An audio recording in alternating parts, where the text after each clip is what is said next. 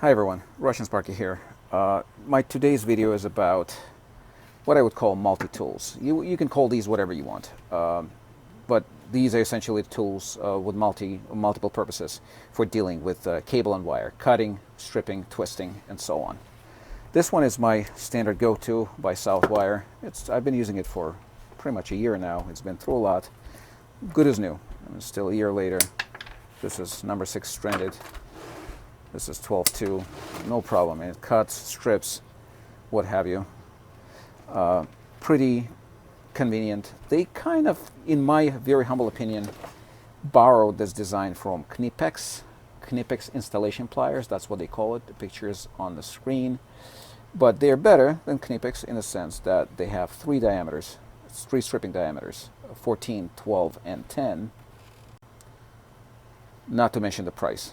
These go for $24, $28. Knipex go for 2 to 3 times that sometimes. And the quality is pretty decent.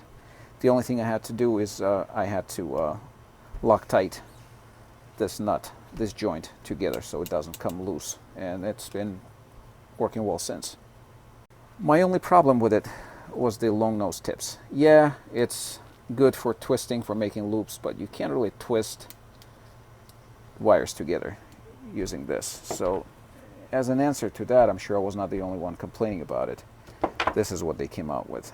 So I haven't used it much yet. Admittedly, it doesn't open as wide as this one does, but then again, you know, how thick of cable or wire are you going to cut with something like this, right? So it's not critical, but in doing this, that's one of the Knipex's selling points, is how wide it opens.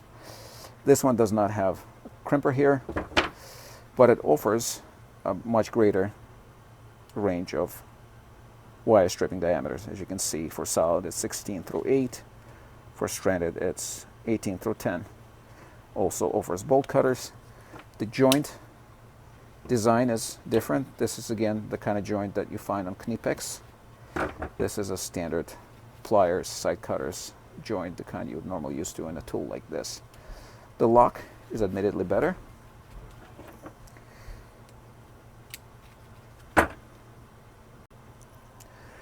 They borrowed this lock design, if you ask me, from this Milwaukee tool, from these Milwaukee heavy-duty strippers. I guess that's what these tools kind of get marketed as, heavy-duty strippers. Germans call it installation pliers. Call it whatever you want. These are multi-purpose installation tools, right, hand tools. I like this lock design. Also, Milwaukee here offers a great range of wire stripping diameters. Problem? Yeah, again, long nose tips, can't twist the wire. I find this lineman's nose a lot better, a lot more functional. But, obviously I'm a Klein guy. These are classics. This is what I call heirloom tools.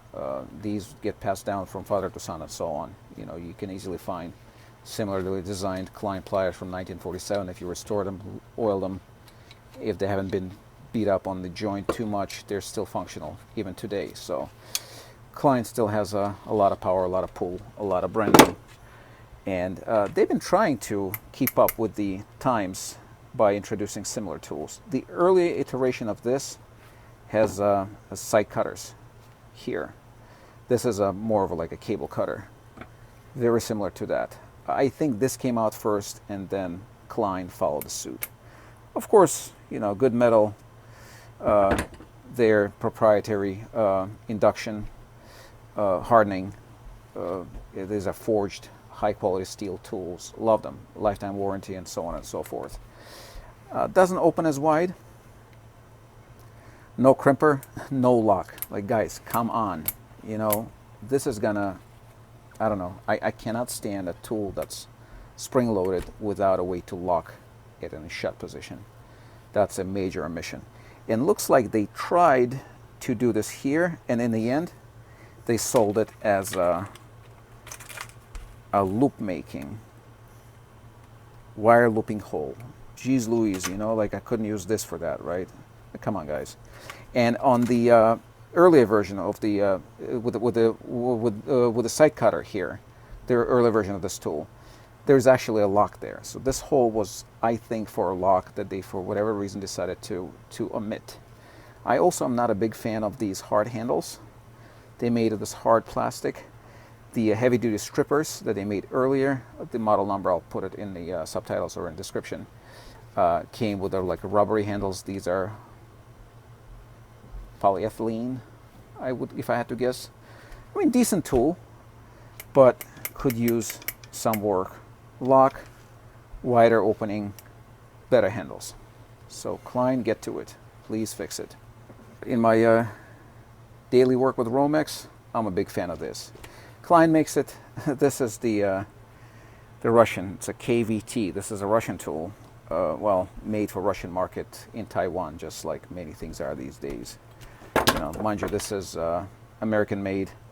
The rest of the stuff you've seen, well, this is American made. The rest of the stuff you're seeing is made in Taiwan. Anyway, so this is awesome. Romex, you can't beat it. You know, the speed with which you can strip wire and cable using one of these is incredible. I mean, you can use, you know, if you wanted to, you can do two at once if you really wanted to. It's a great time saver. But, you know, when working with MC, obviously you can't strip the cable with this, and in that case I resort to one of these for stripping individual wires, twisting, and so on. Well, that's pretty much it for today. If there's anything else that you guys want me to cover, drop me a note, put a like or a dislike any of this video. If you don't like something, tell me why. Other than that, be safe, guys. Talk to you soon.